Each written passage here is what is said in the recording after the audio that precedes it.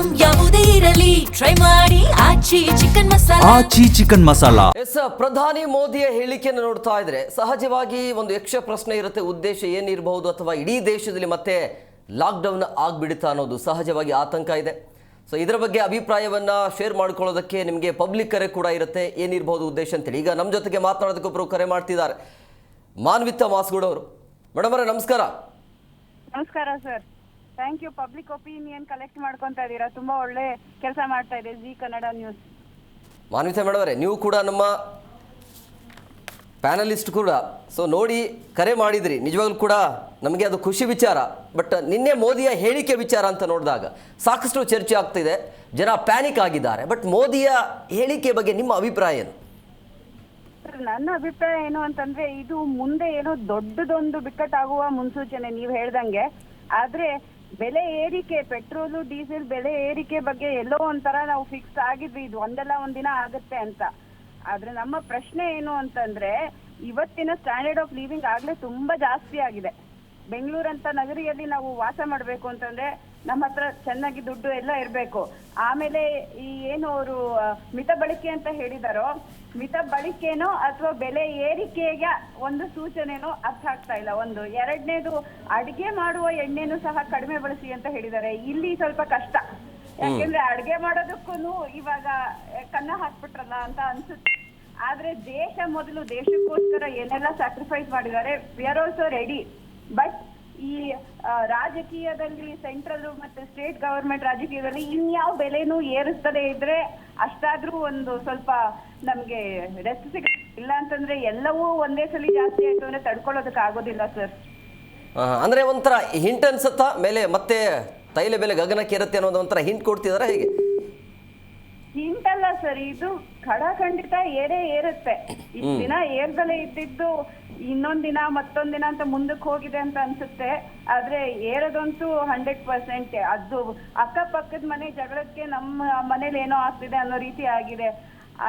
Trump ಅವ್ರಿಗೆ ಯಾವಾಗ ದೇವ್ರ ಒಳ್ಳೆ ಬುದ್ಧಿ ಕೊಡ್ತಾನೋ, ನಮ್ಮ ದೇಶದಲ್ಲಿ ಇದೆಲ್ಲ ಇಕ್ಕಟ್ಟಿನ ಪರಿಸ್ಥಿತಿ ಯಾವಾಗ ಸರಿ ಹೋಗುತ್ತೋ ಅಂತ. ಮತ್ತೆ ಕೋವಿಡ್ ಟೈಮಿಗೆ ಹೋಗಿ ವರ್ಕ್ ಫ್ರಮ್ ಹೋಮ್ ಇದೆಲ್ಲ ಮತ್ತೆ ಸ್ಟಾರ್ಟ್ ಆಗುತ್ತೇನೋ ಅಂತ ಅನ್ನಿಸ್ತಾ ಇದೆ.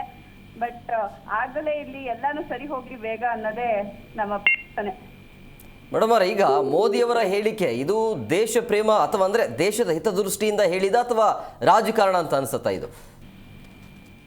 ನೋಡಿ, ಆಕ್ಚುಲಿ ದೇಶದ ಹಿತದೃಷ್ಟಿಯಿಂದನೇ ಅವ್ರು ಹೇಳಿದ್ದು ಅಂತ ಅನ್ಸುತ್ತೆ. ಬಟ್ ಟೈಮಿಂಗ್ ಸ್ವಲ್ಪ ಆಚೆ ಈಚೆ ಆಗಿದೆ. ಎಲೆಕ್ಷನ್ ಮುಗೀತು, ಎಲೆಕ್ಷನ್ ಮುಗಿದ ಕೂಡಲೇ ಅವ್ರು ಇದೇನು ಹೇಳಿದಾರ ಪಾಯಿಂಟ್ಸ್ ಒಂಥರ ನಮಗ್ ಫೋರ್ಸ್ ಮಾಡುತ್ತೆ ಥಿಂಕ್ ಮಾಡೋದಕ್ಕೆ. ಇದೇನು ಎಲೆಕ್ಷನ್ ಆದ್ಮೇಲೆ ಹೇಳಿದ್ದಾರೆ ರಾಜಕೀಯನ, ಮೇ ಬಿ 50-50.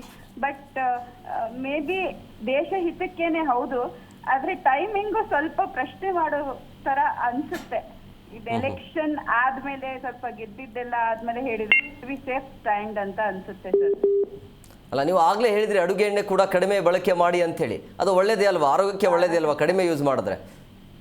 ಸರ್, ಕಡಿಮೆ ಬಳಕೆ ಮಾಡ್ಬೋದು. ನೋಡಿ, ಅವ್ರು ಹೇಳೋದು ಪಾಮ್ ಆಯಿಲ್ ಬೆರಕೆ ಆಗತ್ತೆ ಅಂತ. ನಾವು ಯಾರು ಪಾಮ್ ಆಯಿಲ್ ತಗೊಂಬಂದು ಬಳಕೆ ಮಾಡೋದಿಲ್ಲ. ನಾವೆಲ್ಲ ಇಲ್ಲಿ ಗಾಣದ ಎಣ್ಣೆಯನ್ನೇ ನಾವು ಬಳಸೋದು. ಅಂದ್ರೆ ಕಡ್ಲೆಕಾಯಿ ಎಣ್ಣೆ ಆಗಿರ್ಬೋದು ಅಥವಾ ಸನ್ಫ್ಲವರ್ ಆಯಿಲ್ ಆ ತರನೇ ಬಳಸೋದು. ಯಾರು ನಾವು ಪಾಮ್ ಆಯಿಲ್ ನ ಮನೆಯವರು ಅದನ್ನ ಮನೆ ಒಳಗ್ ತಗೊಂಬಂದ್ ಯೂಸ್ ಮಾಡೋದಿಲ್ಲ. ನಾವು ವಿದ್ಯಾವಂತರು ಇದೀವಿ, ಎಲ್ಲರಿಗೂ ಗೊತ್ತು palm oil is not good ಅಂತ. ಸೊ ಆ ಒಂದು ಎಣ್ಣೆಗೂನು ಅಲ್ಲಿ ತನಕ ಬರಬಾರ್ದು ಅಂತ ಇಂಧನಕ್ಕೆ ಬಂತು, ಇವಾಗ ಎಣ್ಣೆ ತನಕ ಬರಬಾರ್ದಿತ್ತು. ಮೇಡಮ್ ಅವ್ರ, ಈಗ ಮೋದಿಯವರ ಹೇಳಿಕೆ ನೋಡ್ತಾ ಇದ್ರೆ ಒಂದ್ ವೇಳೆ ಇದೆಲ್ಲವನ್ನ ಫಾಲೋ ಮಾಡಿದ್ದೇ ಆದಲ್ಲಿ ಏನೆಲ್ಲ ಸಮಸ್ಯೆ ಆಗಬಹುದು? ವರ್ಕ್ ಫ್ರಮ್ ಹೋಮ್ ಆಗಿರ್ಬೋದು, ಗಾಡಿಗಳನ್ನು ಬಳಸೋದು ಕಡಿಮೆ ಮಾಡೋದು, ಚಿನ್ನವನ್ನು ತಗೋಬೇಡಿ ಅಂತ ಹೇಳೋದು ಎಲ್ಲವೂ ಕಂಟಿನ್ಯೂ ಫಾಲೋ ಮಾಡಬೇಕು ಅಂತೇಳಿ ಅನಿವಾರ್ಯವಾಗಿ ರೂಲ್ಸ್ ಏನಾದರೂ ಜಾರಿ ಆಯಿತು ಅಂದ್ರೆ ಏನೆಲ್ಲ ಸಮಸ್ಯೆ ಎದುರಾಗಬಹುದು ಅಂತ ಈ ದೇಶದಲ್ಲಿ? ಸರ್, ಫಸ್ಟ್ ಅಂಡ್ ಫಾರ್ಮೋಸ್ಟ್ ತುಂಬಾ ಅನ್ಎಂಪ್ಲಾಯ್ಮೆಂಟ್ ಸೃಷ್ಟಿ ಆಗುತ್ತೆ. ಬಿಕಾಸ್ ಎಷ್ಟೊಂದ್ ಜನ ಓಲಾ ಊಬರು ನಡೆಸ್ಕೊಂಡು ಜೀವನ ಮಾಡ್ತಿದ್ದಾರೆ. ಅವ್ರಿಗೆ ಇಂಧನನೇ ಸಿಗ್ಲಿಲ್ಲ ಅಂತಾನೆ ಅನ್ಎಂಪ್ಲಾಯ್ಮೆಂಟ್ ಜಾಸ್ತಿ ಆಗುತ್ತೆ, ಓಡ್ಸೋದಕ್ಕಾಗಲ್ಲ. ಆಮೇಲೆ ವರ್ಕ್ ಫ್ರಮ್ ಹೋಮ್ ಅಂತಾನೆ IT ಅವರು ಮತ್ತೆ ಸ್ಕೂಲ್ ಅವರು, ಕಾಲೇಜ್ ಅವರು, ಆಫೀಸ್ ಅವರು ಎಲ್ಲರೂ ಒಪ್ಪಬೇಕು. ಅವರೆಲ್ಲ ಈ ಆಪ್ಷನ್ ಕೊಟ್ರೆ ತಾನೇ ಎಂಪ್ಲಾಯೀಸ್ ವರ್ಕ್ ಫ್ರಮ್ ಹೋಮ್ ಮಾಡಕ್ ಸಾಧ್ಯ. ಇವತ್ತಿನ ಪರಿಸ್ಥಿತಿನಲ್ಲಿ IT ಅವರು ವರ್ಕ್ ಫ್ರಮ್ ಹೋಮ್ ಕ್ಯಾನ್ಸಲ್ ಮಾಡ್ತಿದ್ದಾರೆ. ಸ್ಕೂಲು ಮತ್ತೆ ಕಾಲೇಜು ಅವ್ರ ಟೀಚರ್ಸ್ ವರ್ಕ್ ಫ್ರಮ್ ಹೋಮ್ ಮಾಡಿದ್ರೆ ನಮ್ಮ ಮಕ್ಕಳು ಮನೆಯಿಂದಾನೇ ಪಾಠ ಕಲಿಬೇಕಾಗತ್ತೆ. ಕೋವಿಡ್ ಅಲ್ಲೇ ನಾವು ನೋಡಿದೀವಿ ಎಷ್ಟು ಹಿಂದುಳಿದ್ರು ಮಕ್ಕಳೆಲ್ಲ ಅಂತ, ಸರಿಯಾಗಿ ಶಿಕ್ಷಣ ಸಿಗ್ದಲೆ. ಮತ್ತೆ ಆತರ ಆದ್ರೆ ಅದನ್ನ ಅರ್ಗಿಸ್ಕೊಡೋ ಪರಿಸ್ಥಿತಿಲಿ ಇಲ್ಲ. ಬಟ್ ಕಾರ್ ಪೂಲಿಂಗ್ ಅಂತ ಹೇಳಿದ್ರು ಸರ್, ಆ ಕಾರ್ ಪೂಲಿಂಗ್ ಅಲ್ಲಿ ಸೇಫ್ಟಿ ವಿಷಯ ಬರುತ್ತೆ. ಅದ್ರಲ್ಲೂ ಹೆಣ್ಮಕ್ಳು ಏನಾದ್ರು ಓಡಾಡ್ಬೇಕಿದ್ರೆ ಎಷ್ಟು ಸೇಫ್ ಆಗಿರುತ್ತೆ. ಈ ಒಂದು ಸಿಸ್ಟಮ್ ಜಾರಿ ತಗೊಂಡ್ಬರ್ತಾರೆ, ಇದನ್ನ ಇಂಟ್ರೊಡ್ಯೂಸ್ ಮಾಡಿ ಕಂಪಲ್ಸರಿ ಮಾಡ್ತಾರೆ ಅಂತಂದ್ರೆ ಪರ್ಯಾಯವಾಗಿ ನಮ್ಮ ಸೇಫ್ಟಿ ಮತ್ತೊಂದು ಅದನ್ನೆಲ್ಲ ಅವರು ಯೋಚನೆ ಮಾಡ್ಬೇಕು. ಆದ್ರೆ ಇದ್ರ ಮಧ್ಯ ಈ ರಾಜ್ಯ ಸರ್ಕಾರ ಮತ್ತು ಕೇಂದ್ರ ಸರ್ಕಾರದ ಮಧ್ಯ ನಮ್ಮ ಕರ್ನಾಟಕ ಜನರು ಅವ್ರಿಗೆ ತೊಂದರೆ ಆಗ್ಬಾರ್ದು ಅಷ್ಟೇ. ಅಲ್ಲ, ಮೋದಿಯವರ ಒಂದು ಸಂದೇಶ ಕರೆಯನ್ನು ನೀವು ಫಾಲೋ ಮಾಡ್ತೀರಾ? ಇಲ್ಲ, ಫಾಲೋ ಮಾಡ್ಲೇಬೇಕಲ್ಲ ಸರ್, ದೇಶ ಹಿತಕ್ಕೋಸ್ಕರ ಮಾಡ್ಲೇಬೇಕು, ಮಾಡ್ತೀವಿ. ಆದ್ರೆ ಎಷ್ಟು ಮಟ್ಟಿಗೆ ಎಷ್ಟು ದಿನದ ತನಕ ಆಗುತ್ತೆ ಅನ್ನೋದು ಗೊತ್ತಿಲ್ಲ. ಆದಷ್ಟು ಮಾಡೋಣ, ದೇಶಕ್ಕೋಸ್ಕರ ಪ್ರಾಣನೇ ಕೊಟ್ಟಿದ್ದಾರೆ ಹಿಂದೆ. ನಾವಿಷ್ಟು ಒಂದು ವರ್ಷದ ತನಕ ಅಡ್ಜಸ್ಟ್ ಮಾಡ್ಕೊಬೇಕು ಅಂದ್ರೆ ಮಾಡೋಣ. ಆದ್ರೆ ಆಗುತ್ತೋ ಇಲ್ಲೋ ಅನ್ನೋದು ಪ್ರಶ್ನೆ, ಎಷ್ಟು ದಿನದ ತನಕ ಆಗುತ್ತೆ ಅಂತ. ಬರ್ತಾ ಬರ್ತಾ ಇನ್ನಷ್ಟು ಕಂಡೀಷನ್ಸ್ ಏನಾದ್ರು ಬರುತ್ತಾ ಅನ್ನೋ ಭಯ ಇದೆ. ಮೇಡಮ್, ಇನ್ನೊಂದು ಸಾಮಾನ್ಯ ಜನರಲ್ಲಿ ಈಗ ಆತಂಕ ಇರುವಂಥದ್ದು ಅಂದರೆ, ನನಗೂ ಒಂದು ಸುಮಾರು ಕರೆ ಬಂದಿತ್ತು, ಏನು ಸಡನ್ಲಿ ಟಿ ವಿಯಲ್ಲಿ ಈ ಥರ ಬರ್ತಾ ಇದೆಯಲ್ಲ, ಲಾಕ್ಡೌನ್ ಆಗಿಬಿಡುತ್ತಾ ಏನು ಎತ್ತ ಅಂತೇಳಿ. ಮೋದಿಯವರು ಈ ರೀತಿ ಪಬ್ಲಿಕ್ ಹೇಳೋದಕ್ಕಿಂತ ಒಂದು ಸಭೆಯನ್ನು ಮಾಡಿ ಒಳಗಡೆನೆ ಚರ್ಚೆ ಮಾಡಿ ಅದು ಅನಿವಾರ್ಯತೆ ಇದ್ದರೆ ಮಾತ್ರ ಹೇಳಬಹುದಾಗಿತ್ತಲ್ಲ ಅನ್ನೋ ಥರ ಅನ್ಸುತ್ತಾ? ಸರ್, ಅವರು ಓಪನ್ ಆಗಿ ಹೇಳಿರೋದು ಒಳ್ಳೇದೇನೆ. ಇವಾಗ ಎಲ್ಲಾರ್ಗೂ ಒಂದೇ ಸಲ ಮೈಂಡ್ ಸೆಟ್ ಪ್ರಿಪೇರ್ ಆಗೋದಕ್ಕೆ ಸಹಾಯ ಆಯ್ತು. ಆದ್ರೆ ಪಬ್ಲಿಕ್ ಒಪಿನಿಯನ್ ತಗೊಬಹುದಿತ್ತು. ಪಬ್ಲಿಕ್ ಅಲ್ಲಿ ಇಷ್ಟೆಲ್ಲ ಗೊಂದಲ ಸೃಷ್ಟಿಯಾಗಿದೆ. ಈಗಾಗ್ಲೇ ನೀವು ಆಗ್ಲೇ ಇಂಟ್ರೊಡಕ್ಷನ್ ನಲ್ಲಿ ಹೇಳ್ತಾ ಇರಿ ಪ್ಯಾನಿಕ್ ಆಗಿದೆ ಅಂತ. ಪ್ಯಾನಿಕ್ ಬೈಯಿಂಗ್ ಸ್ಟಾರ್ಟ್ ಆಗ್ತಾ ಇದೆ. ಎಲ್ಲರೂ ಬಾಟ್ಲ್ ತಗೊಂಡ್ ಹೋಗ್ಬಿಟ್ಟು ಪೆಟ್ರೋಲು ಅದನ್ನೆಲ್ಲ ತುಂಬ್ಕೊಂಡ್ ಬರ್ತಾ ಇದ್ದಾರೆ. ಈ ತರ ಬ್ಲಾಕ್ ಮಾರ್ಕೆಟ್ ಓಪನ್ ಆಗಿ ಹೋಗುತ್ತೆ. ಸೊ ಆರ್ಥಿಕ ಸ್ಥಿತಿ ಮತ್ತೆ ಎಲ್ಲಾದ್ರೂ ಉಲ್ಟಾ ಆಗಬಹುದು ಅನ್ನೋ ಆ ಒಂದು ಭಯನೂ ಇದೆ. ಆಮೇಲೆ ಮುಂದೆ ಹೋಗ್ತಾ ಹೋಗ್ತಾ ಏನಾದ್ರೂ ಲಾಕ್ ಡೌನ್ ಪರಿಸ್ಥಿತಿಗೆ ನಮ್ಮನ್ನ ಈಗ್ಲಿಂದ ಪ್ರಿಪೇರ್ ಮಾಡ್ತಿದಾರೋ ಅನ್ನೋದು ಆ ಶಂಕೆ ಇದೆ. ಈಗ ದೇಶ ಅಂದ್ರೆ ನಮ್ಮ ಭಾರತ ದೇಶ ಅಥವಾ ಭಾರತ ಸರ್ಕಾರ ಕಾರಣ ಕೊಡ್ತಾ ಇರೋದು ಮಧ್ಯಪ್ರಾಚ್ಯದಲ್ಲಿ ಯುದ್ಧ ನಡೀತಾ ಇರೋದ್ರಿಂದ ನಾವು ಸಂಕಷ್ಟದಲ್ಲಿದ್ದೇವೆ ಅಂತೇಳಿ. ಒಂದು ವೇಳೆ ಈಗ ಯುದ್ಧದ ವಾತಾವರಣ ಅಷ್ಟೇನು ಭಯಂಕರ ಅಲ್ಲ ಈಗಿನ ಪರಿಸ್ಥಿತಿ, ಕಳೆದ ಒಂದು 3-4 ದಿನ ನೋಡ್ತಾ ಇದೆ. ಬಹುಶಃ ಮುಂದೆ ಅದು ಕಂಟಿನ್ಯೂ ಆಗುತ್ತೋ ಇಲ್ಲ ಗೊತ್ತಿಲ್ಲ. ಬಟ್ ಅವ್ರಿಗೆ ಹಿಂಟ್ ಇದೆಯಾ ಅನ್ಸುತ್ತಾ ಮೋದಿ ಅವರಿಗೆ, ಮುಂದೆ ಈ ಹಾರ್ಮೂಜ್ ಅಂತ ಬಂದಾಗ ಅಥವಾ ಅಮೆರಿಕ ಇರಾನ್ ಘೋರ ಸ್ಥಿತಿಯಲ್ಲಿ ಯುದ್ಧ ಹೋಗಬಹುದು, ಹಂಗಾಗಿ ನಾವು ಈಗಲೇ ಎಚ್ಚೆತ್ಕೊಳ್ಬೇಕು ಅನ್ನುವಂಥ ನಿರ್ಧಾರಕ್ಕೆ ಬರ್ತಿರಬಹುದಾ, ಹೇಗೆ? ಹೌದು ಸರ್, ನೋಡಿ ಹಾರ್ಮೋಸ್ ಅಲ್ಲಿ ಈ ಪರಿಸ್ಥಿತಿ ಇದೆ, ವಾರ್ ನಡೀತಾ ಇದೆ.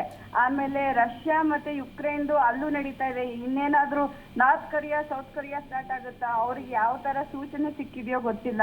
ಬಟ್ 100% ಇದು ಯಾವುದೋ ದೊಡ್ಡ ಮಟ್ಟದಲ್ಲಿ ಆಗುವಂತಹ ಒಂದು ವಾತಾವರಣ ಅಥವಾ ವಾರ್ ಅಥವಾ ವರ್ಲ್ಡ್ ವಾರ್ 3ಗೆ ಅವರು ನಮ್ಮನ್ನ ತಯಾರು ಮಾಡ್ತಾ ಇದಾರೇನೋ ಅಂತಾನೆ ಅನ್ನಿಸ್ತಾ ಇದೆ. ಆರಂಭದಲ್ಲಿ ನಿಮಗೆ ಅನ್ಸಿತ್ತಾ ಮಧ್ಯಪ್ರಾಚ್ಯದಲ್ಲಿ ಯುದ್ಧ ಆಗ್ತಾ ಇರೋದ್ರ ದೇಶಕ್ಕೆ, ನಮ್ಮ ದೇಶಕ್ಕೆ ಈ ರೀತಿಯಾಗಿ ಬಿಸಿ ತಟ್ಟತ್ತೆ ಅಂತ? ಇಲ್ಲ ಸರ್, ಖಂಡಿತ ಇಲ್ಲ. ಅದೆಲ್ಲೋ ಆ ದೇಶಗಳು ಇನ್ನೆಲ್ಲೋ ಇದೆ, ನಮ್ಮ ಭಾರತ ಈ ಕಡೆ ಎಲ್ಲೋ. ಓಕೆ, ಸ್ವಲ್ಪ ಇಂಧನದ ದರದಲ್ಲಿ ಏರಿಕೆ ಆಗಬಹುದು ಅಂತ ಅಷ್ಟೇ ಇತ್ತು ಹೊರತಾಗಿ ಈ ಪ್ರಮಾಣದಲ್ಲಿ ನಮಗೆ ಕಷ್ಟ ಬರುತ್ತೆ ಅಂತ ಅನ್ಕೊಂಡಿರ್ಲಿಲ್ಲ.